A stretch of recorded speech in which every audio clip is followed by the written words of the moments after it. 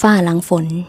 ย่อมสวยงามเสมอความโศกให้ไผก็บ่อยากได้ความโศกดีไผก็ปรารถนาแต่บางครั้งชีวิตมันก็ปราศจากบ่ได้ที่ต้องพบเจอกับความโศกดีและความโศกให้ในห่วงเวลาของชีวิตความแน่นอนของชีวิตคือเราต้องได้จากในสิ่งที่เราบ่ได้อยากจากทุกอย่างย่อมมีการเปลี่ยนแปลงอยู่เสมอนี่คือความจริงบ่มีสิ่งใดได้ดั่งใจเราไปทุกเรื่องสิ่งต่างๆที่เขามากระทบและเหนือการควบคุมของมันก็เป็นสิ่งที่เราจะต้องเจอคือบททดสอบในชีวิตสิ่งหนึ่งที่จะเป็นภูมิคุ้มกันเหตุให้เราก้าวผ่านทุกปัญหาในชีวิตนั่นคือการเข้าใจความจริงตั้งแต่ต้นว่าโลกใบนี้มันมีการเปลี่ยนแปลงอยู่ตลอดเวลาพวกเราทุกคนมีชีวิตอยู่บนความบ่แน่นอนทุกอย่างที่พบเป็นชะตากรรมในอดีตทุกอย่างที่กำลังสร้างเป็นชะตากรรมใหม่ในอนาคตการยอมรับว่าเฮาบ่มีอดีตอย่างน้อยก็ปลดปล่อยพัฒนาการทางใจและเรื่องที่บ่คาดคิดในชีวิตที่เฮาได้พบพ่อในปัจจุบันเป็นการการันตีได้ว่าอนาคตก็บ่มีหยังแน่นอนเช่นกัน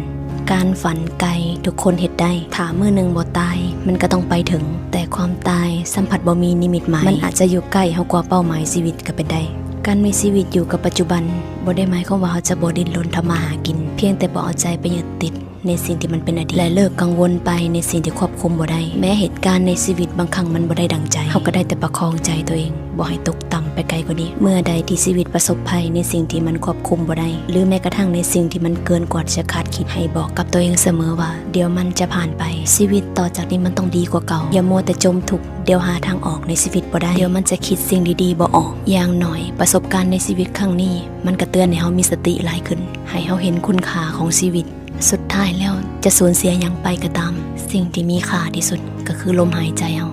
ถ้าเรายังมีลมหายใจอยู่ชีวิตมันก็พร้อมที่จะเริ่มใหม่ได้เสมอ